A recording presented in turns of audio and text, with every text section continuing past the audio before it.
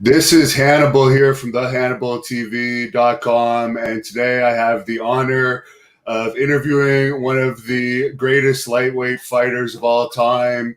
He was an Olympic gold medalist at the 76 Olympics, undisputed light heavyweight champion for 3 years, lineal heavyweight champion for 4 years, 31 wins, only 1 loss. Excellent record. Michael Spinks, how are you doing today, sir? I'm doing all right. Long day for you today? Not really. So how did you get into boxing? Well, my brother Leon, he went to the gym. Some brothers that lived on the 10th floor in the building that we lived in, they were the Westbrook brothers, and there was quite a few of them. And they took Leon to the gym, and Leon came back and said, "Mike, I've been to the gym." And I think I started some stuff with him the next day, and he put some of those boxing punches on me. And so right away after that day, I went there myself. That's how I got started. Did you realize you were better than your average amateur boxer right away? Not at all. I wasn't. I was losing. I lost in the first tournaments that I participated in, and I lost. And Leon, I think Leon had won, and I think I did it for a couple of years, couple of seasons in a row. I lost, and I just thought it wasn't for me. So I kept going to the gym, but I wouldn't enter into none of the boxing matches that he had for me. And I think as I got older, I think I was able to, I guess, progress in the boxing field.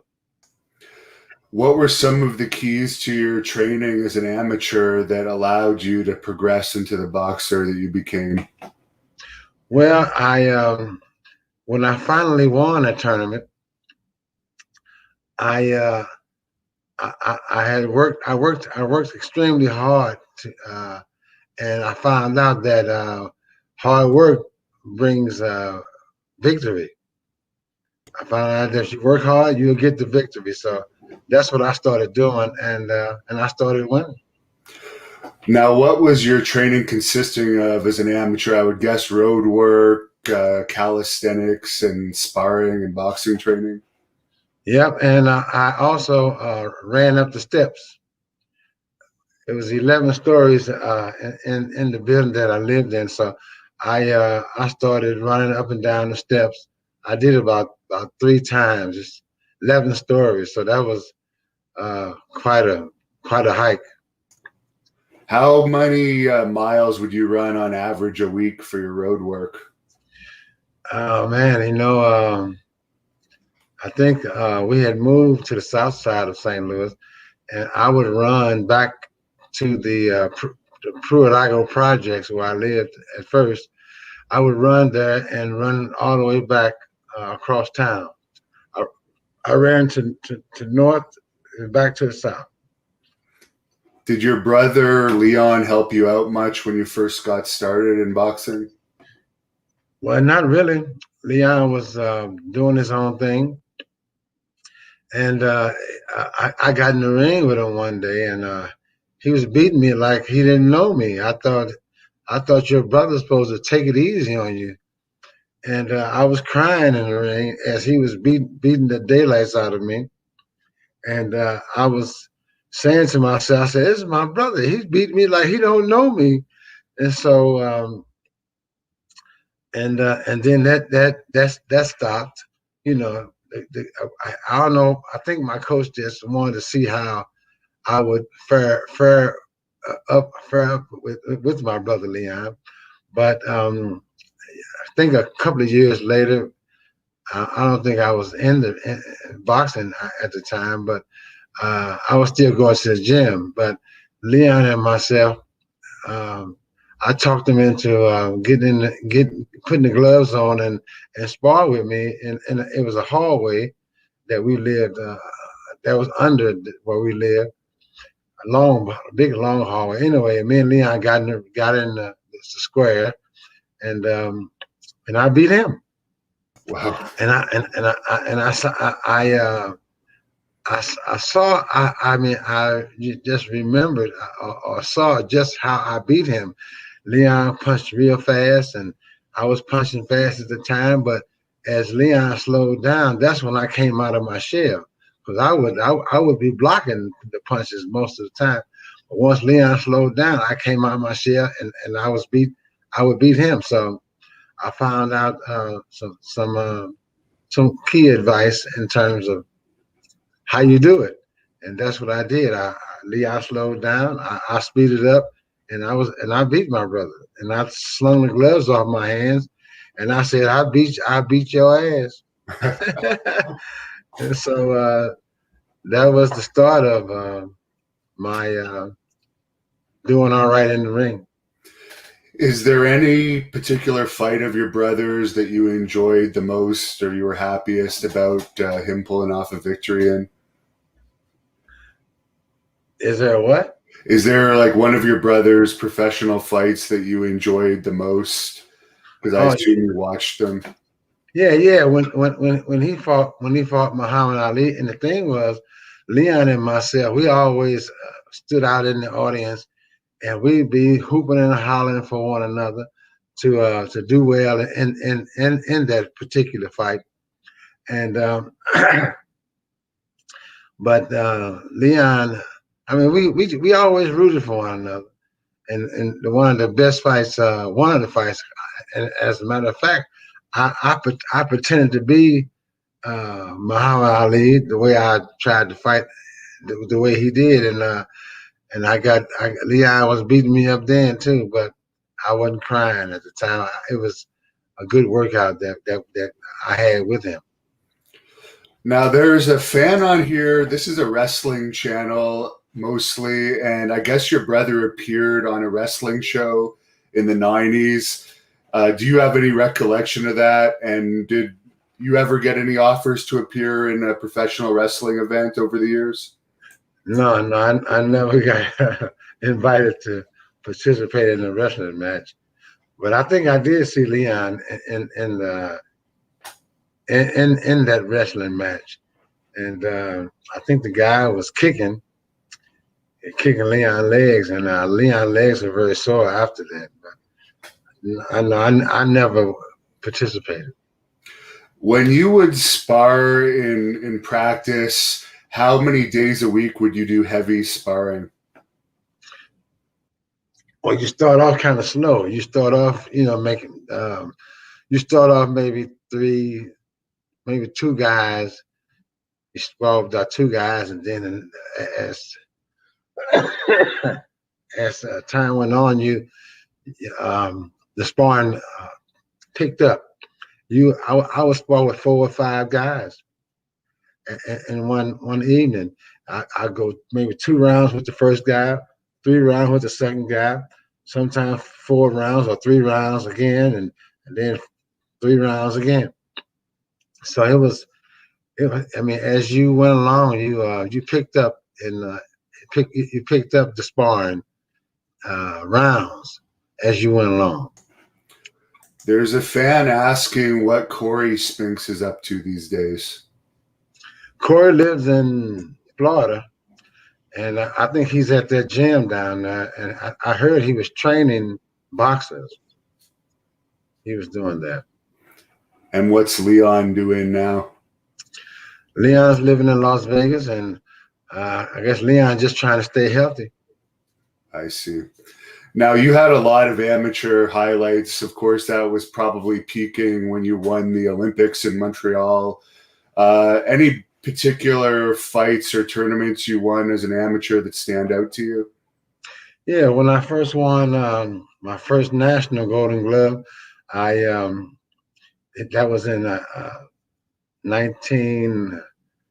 My first time going was in '73, and then the following year, the reason why I lost in '73 was that I got tired in the fight. So I made it a duty to train harder the following year if I was to go, and I did go in '74, and the fight was the match was in Denver, Colorado, and I worked harder that year, that semester for the boxing, and I beat everybody in my hometown that I had to get in the ring with, and so I made that trip to the National Golden Gloves, and I won. And I won because I worked harder. The reason why I lost in '73 because I got tired. So I said I'm not gonna get tired this year in '74. So I worked harder, and I got the victory. I won. I won the tournament. And for the actual Olympics in Montreal themselves, any memories of what the experience was like coming to Montreal and pulling off that spectacular feat of winning the gold medal? Yeah, that was great. Because in January of 1976, I had a USA had a trip for boxers. I think we had about a couple of teams with us, at least about six guys had extra guys in their weight class, and I think I had his name was let me see, what was his name? Anyway, we had a couple of guys in six weight classes, and we went to Russia, Moscow, Russia to fight. And I fought I fought the first in Moscow. I fought the '72 Olympic champion, and I beat him, but they gave the decision to him.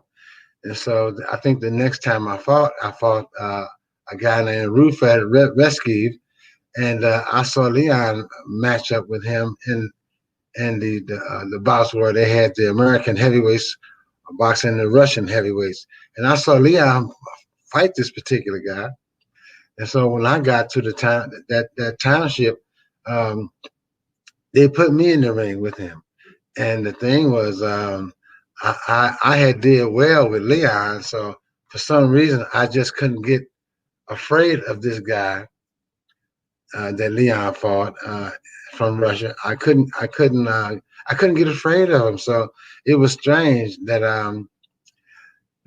I wasn't getting afraid because I mean when you don't fear your opponents, a lot of times you get beat.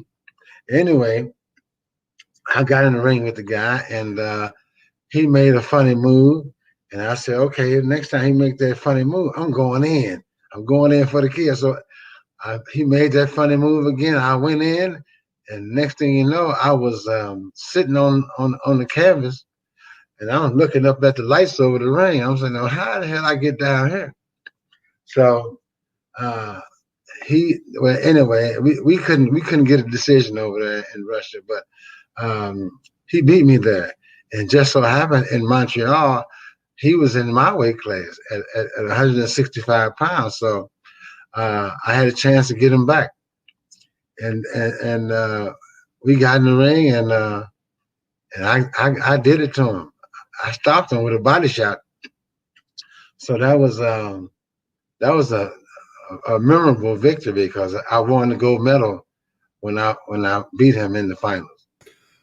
And you mentioned that fear is important for actually winning a fight.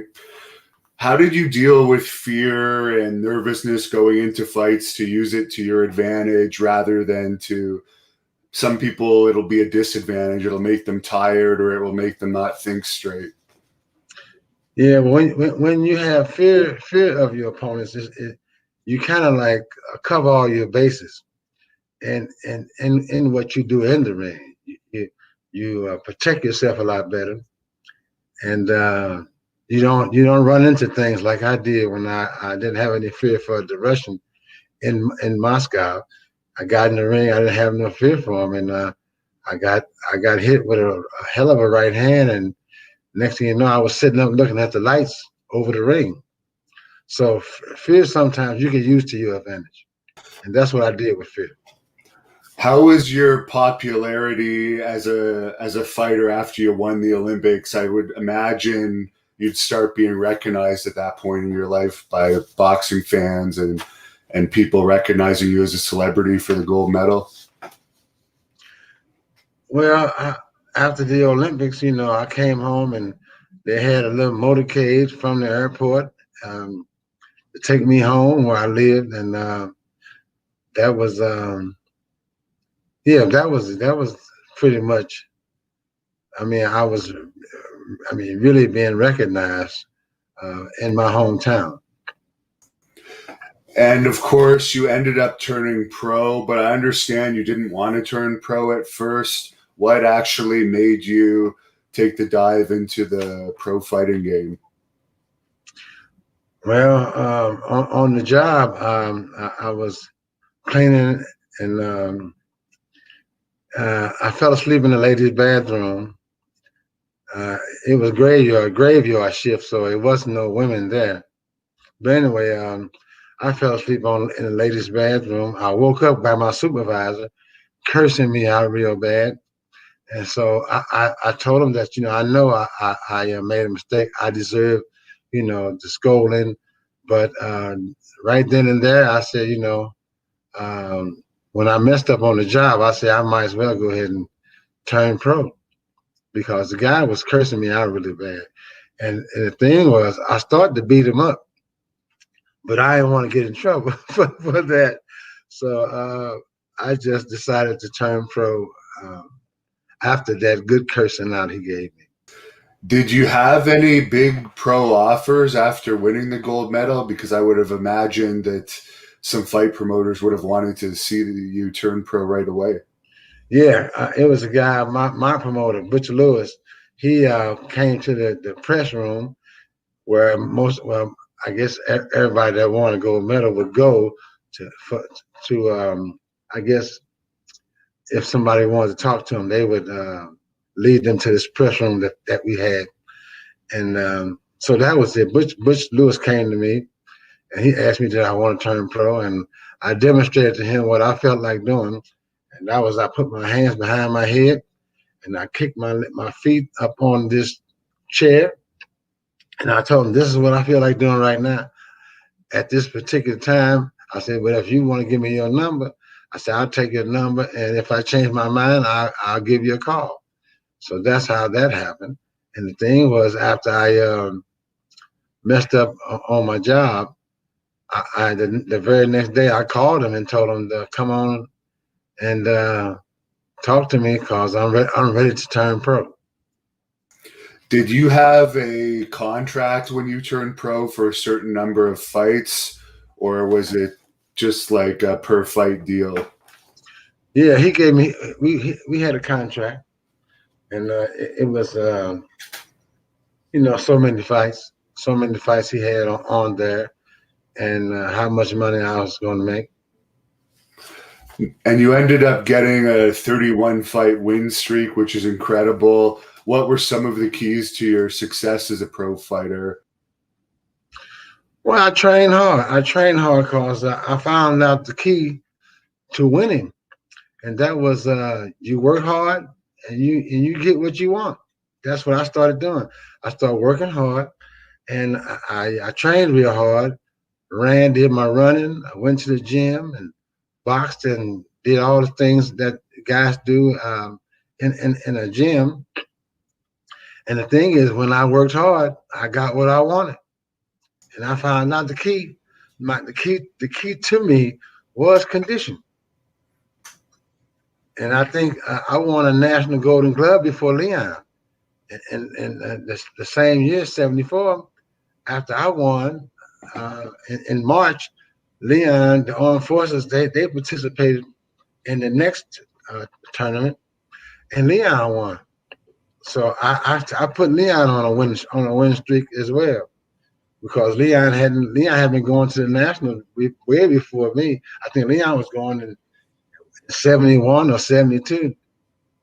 But when I went 73, I found out I found the reason why I lost. So I trained harder, and I got the victory in 74. So, and Leon, I guess he got embarrassed because he's the older brother, and Leon, he won the next tournament that was in that year of '74, and we started winning ever since.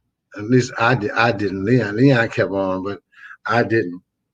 I lost in both '75 finals in both of the tournaments. And what was your diet like? I imagine your diet must have been have to be pretty strict when you were doing light heavyweight. Yeah, well, I just ate the things. I put myself on a nice diet. I had cornflakes or shredded wheat, and then my mother, she cooked a lot of things that was non-fattening, and I think that was it. Did you drink raw eggs and stuff like we see in the Rocky movies? Yeah, I did that. I did that a few times. Yeah. Do you have any memories of your fight against Eddie Mustafa Muhammad where you won the light heavyweight title? Yes, I do. I remember that fight pretty well. I watch it every now and again at home because I got a DVD of that particular fight. I forget who gave me that, but I got me and Eddie Mustafa on the screen, and watching myself beat him. Is there any highlights? Did you have a victory celebration or anything after winning the title for the first time? Yeah, well, when I won, I mean, I was just extremely happy, and the guys that worked around me or worked with me, they were just as happy as I was. And after, when you became champion, you started appearing on some television shows and doing some appearances outside of boxing. How did you like kind of entering other domains in the entertainment field? Oh, that was all right. It was all right. I wasn't real crazy about interviews. I wasn't real crazy about that, but whatever it took, whatever I had to do when from winning, that's what I did. It wasn't a problem. You appeared on the Jeffersons, didn't you, at one point? Yes. What was that experience? Oh, that was fun. It was a lot of fun to meet Sherman Hemsley and to do that particular thing with my friend Joe Frazier. I enjoyed doing it with Joe. Were you ever on Johnny Carson? I know in those days they had a lot of champions on Johnny Carson. I'm not sure. I can't think of myself doing Johnny Carson. I think I did.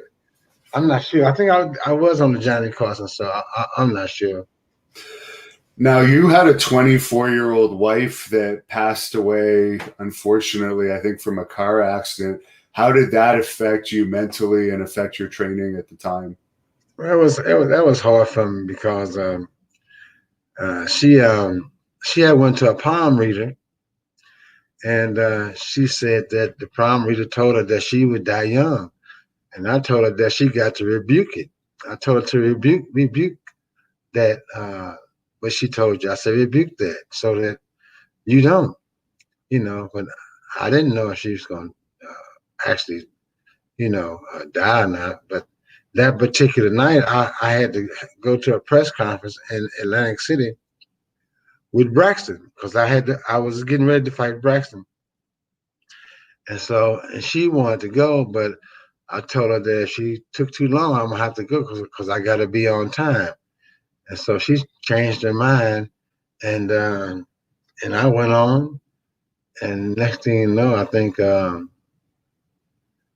somebody called me. I forget who called me, but they called me and told me that she had died in a car crash. So it was kind of tough because it was the baby. I mean, the mother of my child that I had. I only had the one child with her, and it was tough. That was tough. So then I guess you had to find people to look after your child during your training and so forth. Did your parents or family help you out at all at that time? Well, I used her parent. I used her Sandy's parent to keep the baby because my mother, she was in St. Louis, and Sandy's mother was right there in Philadelphia. So I used her. I see. And a lot of fans want me to ask you about your fight against Dwight Mohammed Huey. I don't know how to pronounce it. Kwawi, something like that. Kwawi. Yeah. You beat him, so it doesn't matter. Right. But yeah, I boxed him a lot in Joe Frazier's gym because when he come out of the joint, he came to Joe Frazier's gym. I guess he was boxing in there, and me and Braxton, we became good friends. But I used to box him nearly every day, and it was tough. I think I helped toughen him up. I helped toughen him up for myself. So anyway, we got along, but we boxed nearly every day. And I heard that you had a fight in Alaska, which you wouldn't find many world champions fighting in Alaska nowadays. How did that fight come about? In Alaska? Yeah. I can't recall that. Okay. It's on the internet, so maybe it's wrong. It sounded strange. I can't remember ever fighting in Alaska. Now, I know you were married, but a lot of fans on this channel like me to ask what the groupie scene was like in boxing. We know that world champions in all sports always have girls throwing themselves at them. Did you experience any of that over the years? No, I didn't get that lucky. I didn't get that lucky. But yeah, and I never been married before. Oh, okay. I had a girlfriend, but we didn't have a chance to get married. Oh, I see. Mm-hmm. So they weren't lined up for you at your hotel after your fights? No, but I think I had a few approach me, but to no avail. And you're very well remembered for your 2 victories over Larry Holmes. Could you share with us some of your memories of fighting him? I know a lot of people didn't give you a chance of beating him, and you proved them wrong. Yeah, well, I used to box heavyweights at Joe Frazier's gym when I couldn't get any boxing there, and the guy used to run the floor. That was Joe's. He was Joe's friend, but he worked for Joe. And he told me to start coming in at 12 o'clock in the afternoon, and I probably can get some boxing. I can work with the big guys, and I can get some work. So I started doing that. So I mean, when I had to fight Larry, I was like, I mean, I asked my promoter. I said, what we doing? He said, we fighting for the heavyweight championship. I said, really? He said, yeah. So anyway, I just went back in my memory bank. I said, you used to box heavyweights all the time. It's Joe Frazier's gym. I boxed Tex Cobb. I boxed a guy named Mike Kodnicki, and these guys were big. And but I used my little speeds, and I helped them with their with speed, and I got hit hard a couple of times by them big guys, but I was probably just a middleweight at the time. But I sparred with the guys in Joe Frazier's gym, so I for some reason I just went back there in my mind. I said, well, you did all right with them big old guys in Joe's gym. So I mean, you should do all right in the ring with Larry. So, and then I said, well, I'm just as tall as him. So, I mean, I'm not gonna be afraid. But I said to myself, I said, just bluff him first. Act as if you're gonna fight him toe to toe when the bell sounds for the first round. And so that's what I thought to do, and I did. I went straight to him instead of running around the ring, running from him. I just went towards him like as if I was going to fight him toe to toe, and he respected that because he didn't charge me or nothing. So I I think that's the strategy that I took into the ring with me when I had to fight Larry Holmes. So I just used my bluff. I bluffed him, and he responded, in a confident way for me. And so I just started getting comfortable in the ring, fighting him. And the more the rounds went on, the more comfortable I got. Was that probably your biggest payday fight up to that point when you fought Larry at heavyweight? Yes, sir. I guess there's probably more money at the heavyweight than light heavyweight. Yeah, and plus, not many light heavies. No, you didn't make that much money. You made a nice piece of change. It's according to the fight.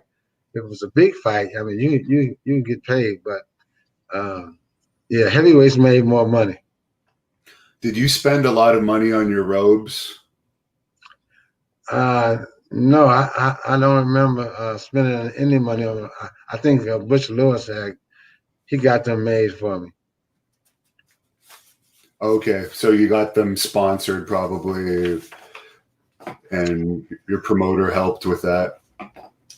Yeah. Now, what was the reason why you didn't face Tony Tucker and you ended up fighting Jerry Cooney instead? Was that just because you wanted the bigger payday? Yeah, I think somebody tried to put some shice in the game because I was scheduled to fight who I wanted to. I could fight who I wanted to, and I think it was Don King that put the stuff in the game where he wanted me to fight Tony Tucker, but I wasn't scheduled to fight. I was scheduled to pick my own opponents. I didn't pick him, but Butch Lewis did. How was Cooney as a puncher? We've heard that he's one of the hardest hitters in heavyweight boxing at that time. Well, he hit me a few times, but I tried to stay out the way of Cooney's punches. But he swatted me a few times, and I knew right then I had to stay out of his way. How is it appearing with some of these boxers that you've fought in the past now when you do appearances? I saw you in Cornwall, Ontario last year with Larry Holmes and Jerry Cooney, for example. Is it awkward at all since you fought them, or is it all business? No, that's no problem. There's no problem. I mean, I beat them, and guys have boxers. They have a thing where they respect each other, and I beat them, but I don't think they're still mad with me. I don't believe.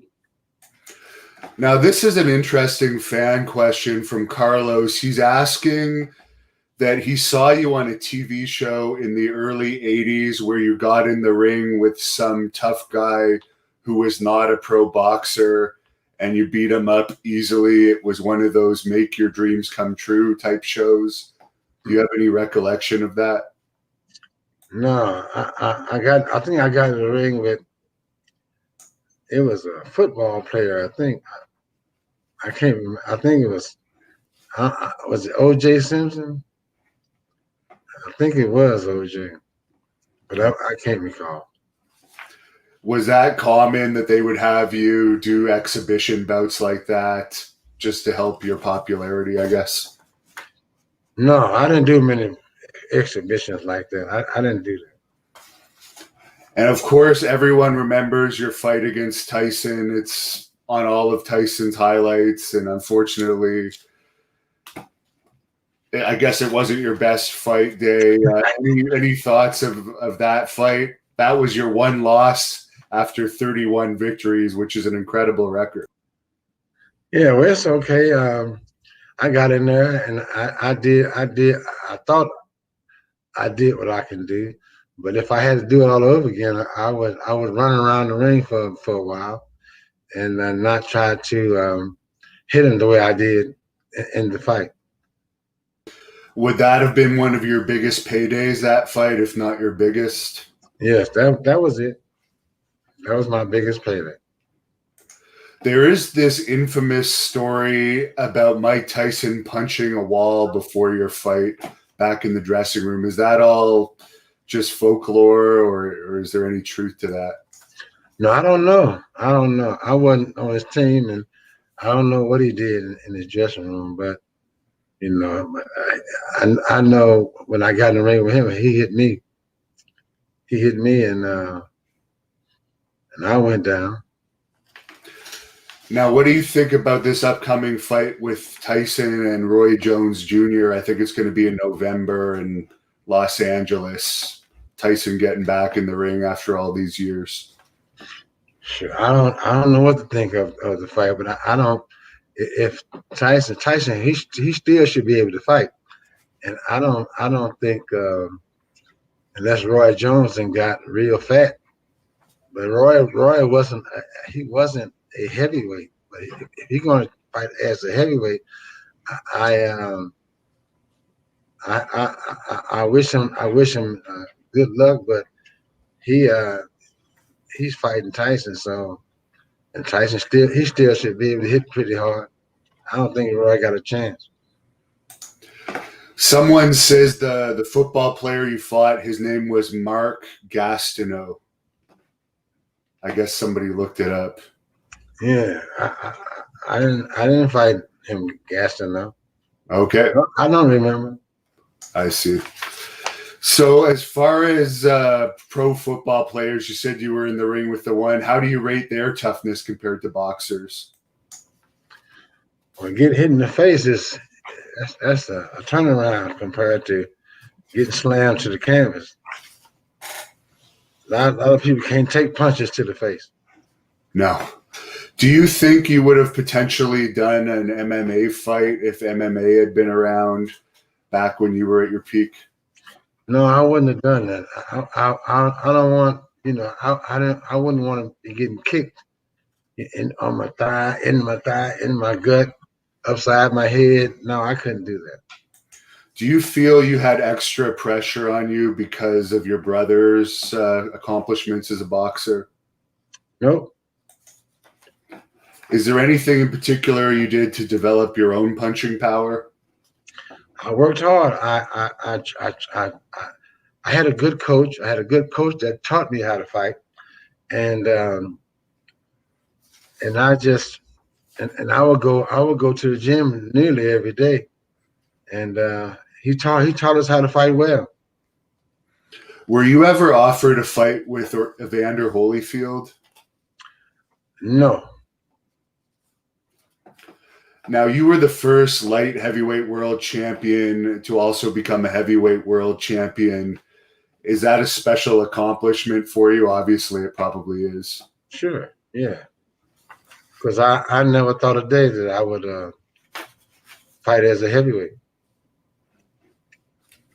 Now, I had boxed a lot of them in Joe Frazier's gym, and so when I did have to do that, I went back in memory and saw myself doing well in Joe Frazier's gym. So I figured I had a chance.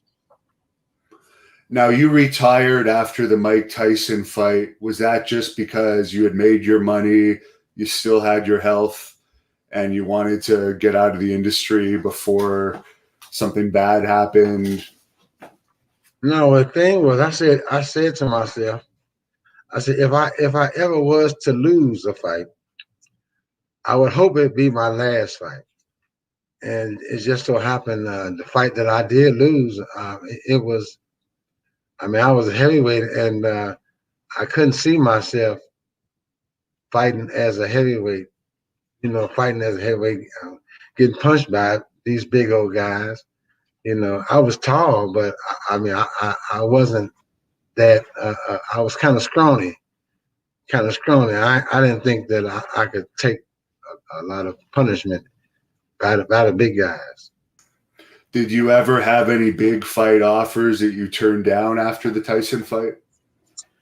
If I did, Butch Lewis had got them, and but I showed. I think I showed that I didn't want to fight anymore. How was dealing with Don King in your experience? Because we've heard Tyson didn't have the best experience. I didn't deal with him. Who was your manager? No, Butcher Lewis was my manager. Okay. He was my promoter, and I never dealt with Don. Okay. So was he representing Mike Tyson when you fought Tyson? I think so. With Tyson, was it just that you weren't expecting the kind of power that he had? I saw the power he had. I had to avoid getting hit by it, but he had fast hands and he punched real hard. So I had my hands full. I knew I had my hands full. So I said, hey, you gotta do the best you can, though, brother. So that's what I did. I did the best I could, and I made a mistake. I know you trained some fighters after your retirement. Is there any fighters that you're particularly proud of working with? No, I didn't train no guys, but I worked with the finger twins that Butch had signed up from St. Louis, but I didn't really train them. Okay. Now, have you seen Tyson Fury box, and how would you have gone about boxing Tyson Fury if you had been matched up with him? Tyson Fury. Yes. I can't even think who's that. He's 6'9". I believe he's the current. Oh yeah. That guy that yeah, they got in the ring and fought. Yeah. I don't know how I would have dealt with him, but I would have boxed. I'm sure I would have boxed and tried to avoid getting hit, but I'm pretty sure I would have did all right. What do you think about the state of boxing these days? There's still huge paydays, of course, but it seems like MMA might be a little bit more popular overall than boxing. Yeah, because the talent is missing in boxing. It's missing. So I mean, and you watching guys kick and punch and so I mean it's a little interesting, but it's not quite boxing. What are your thoughts on Vernon Forrest? Vernon Forrest. Yeah. I don't know who that is. Okay. I'm guessing it's another boxer. It was a fan question. Now, do you live in Delaware still? Yes, sir. Oh, wow. And I guess you saved your money pretty well from what I understand, and your health is good. Yeah, I did the best I could. I guess you're not married. You never ended up getting married? No, I didn't. What were your thoughts on the Rocky movies? Did you think they were good for boxing? I mean, it was entertainment. That's what it was, entertainment. For any amateur fighters that might be watching this, do you have any fight tips that you could share? Yeah, I got a fight tip. Hands high and chin down and hands high. Who was your toughest opponent that you ever fought over the years? Sure, I can't remember. I can't remember the toughest. I can't remember the toughest, but I can't remember the toughest fight I had. But I had some tough ones. Was there ever any talk of you fighting Ali? No, because Leon fought him. Leon fought Ali, and Leon beat Ali. How were the purse bids back in the days when you were fighting? Did the fighters have more control over them than they do now? Over the purse? Yeah. Shit, I don't think fighters really had control over any purse. You know, like Muhammad Ali. You know. I see. Mm-hmm. But the money was pretty good overall as a world champion, I would assume. Yeah, pretty good. You know, we were Olympians. A lot of time. I mean, so a lot of us got $10,000 for the first fight. coming out of the Olympics. So we had some good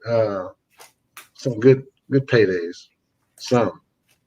Is there any pre-fight ritual that you would do before fights to get yourself mentally and physically prepared to get in the ring? Yeah, I would get on my knees and pray. I guess it worked. Yes, it did. Yes, it did. Because I sure enough depended on the Lord to make sure I didn't get hurt, and I didn't want to hurt nobody either. When you were fighting, when would your last meal of the day be before getting in the ring? Because obviously I know most fighters don't want to fight with anything in their stomach.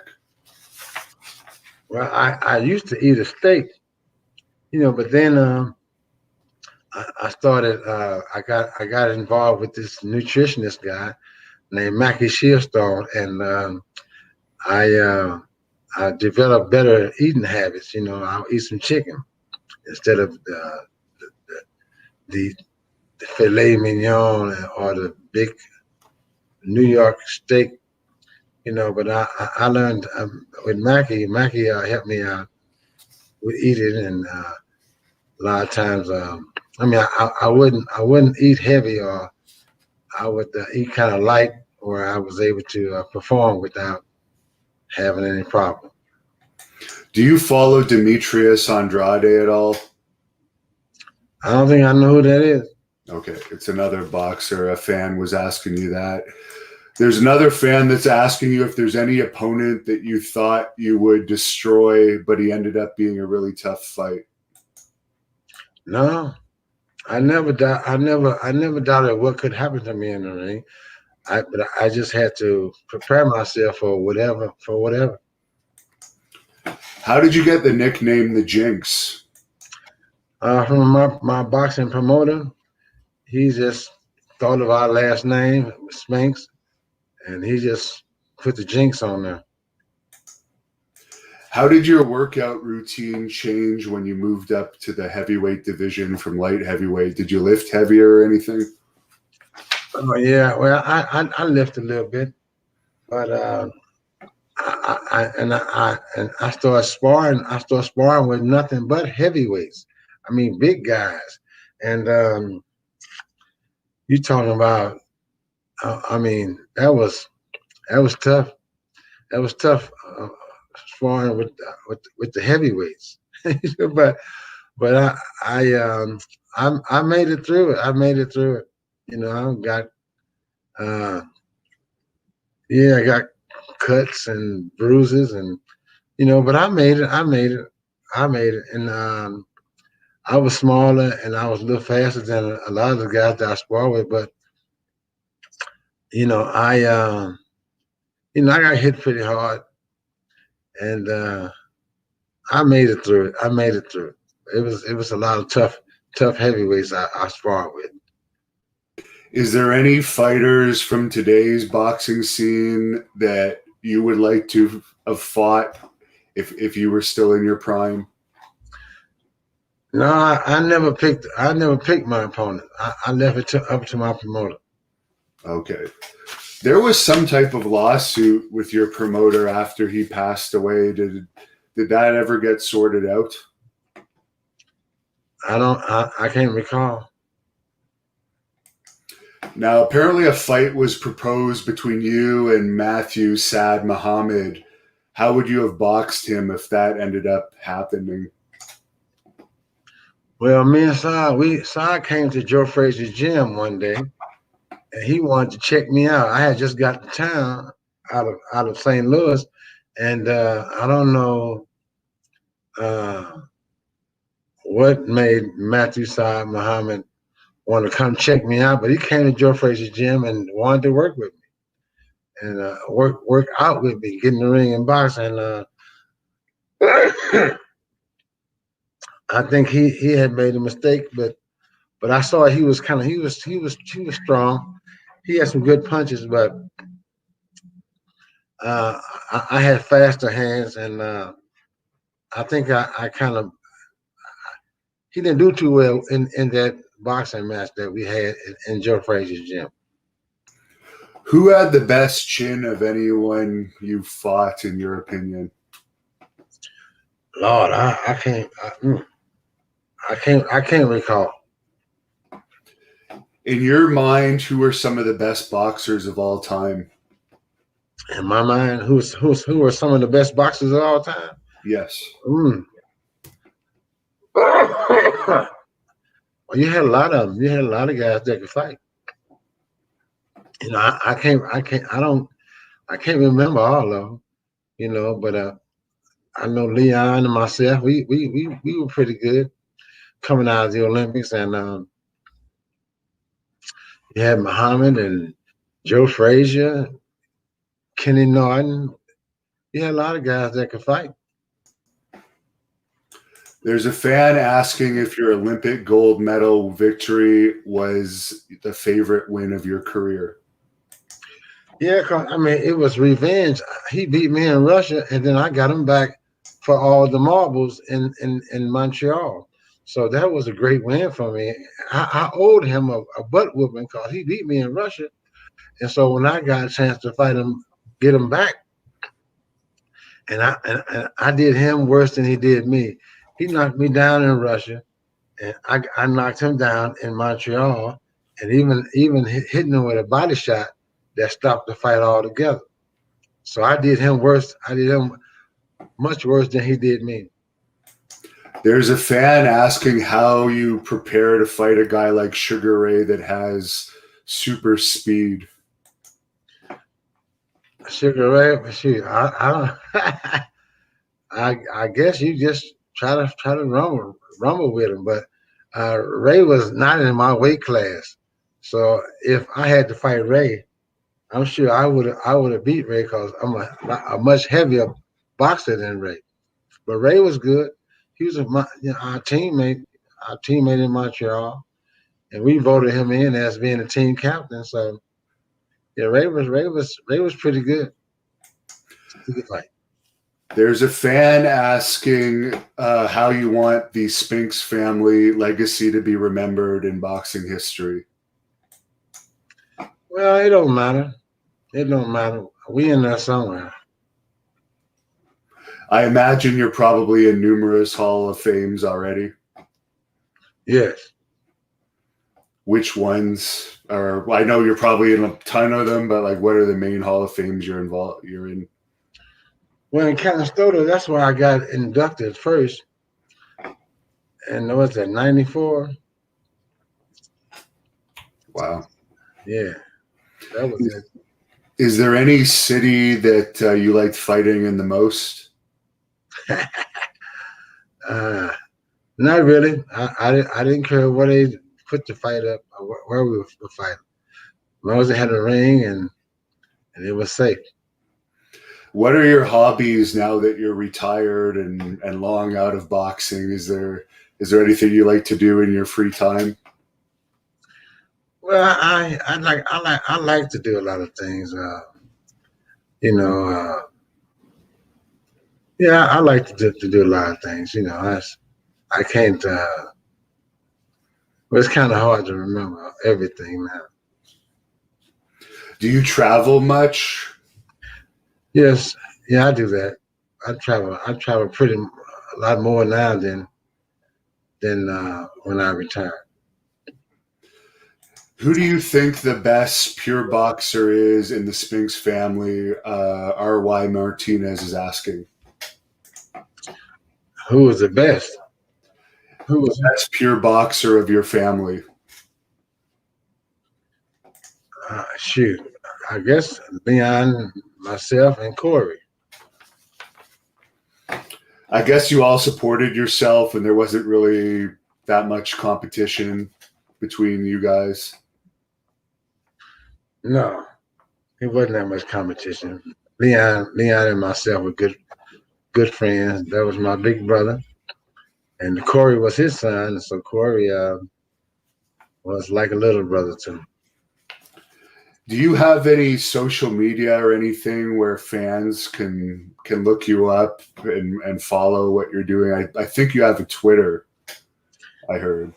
Yeah, something like that.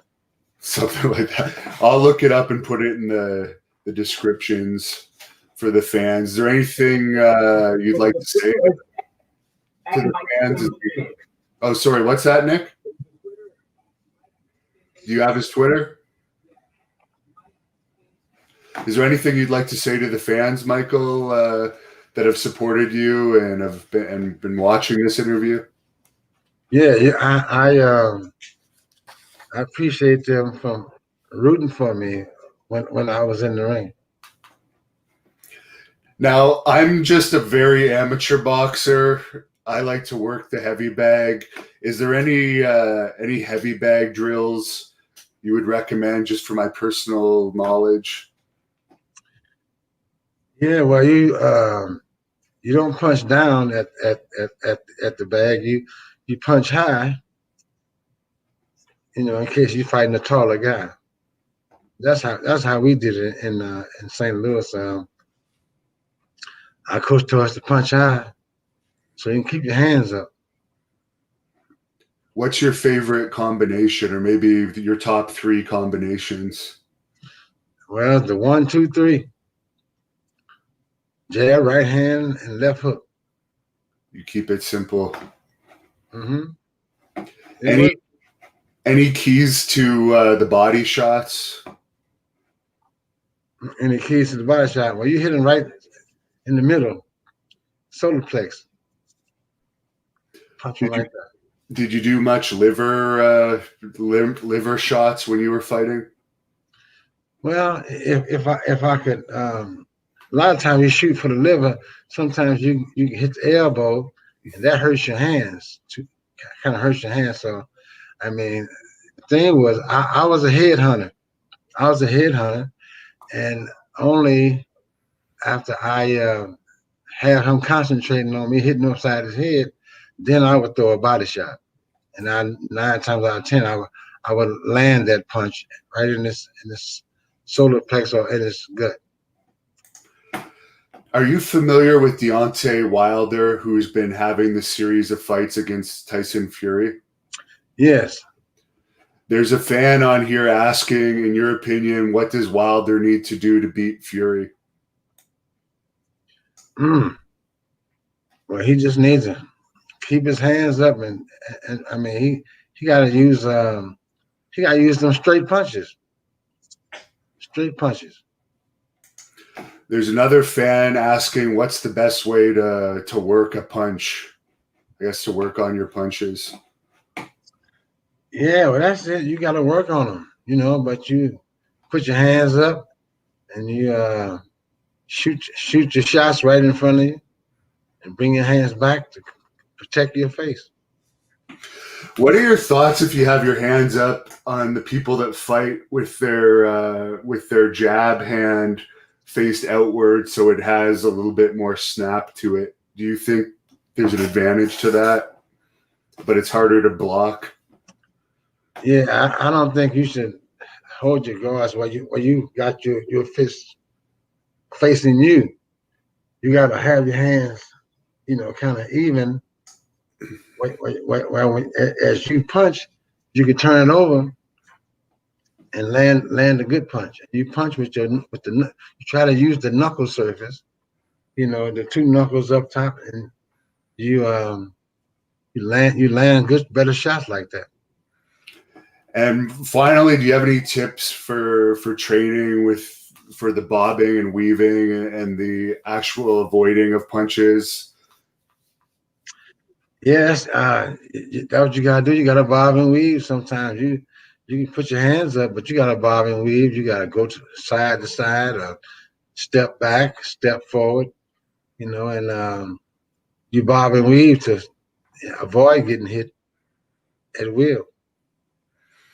And did you ever do any sparring in the gym where you're not actually punching and you're just avoiding punches to work on that? Yeah. Our coach had us doing that. He had us.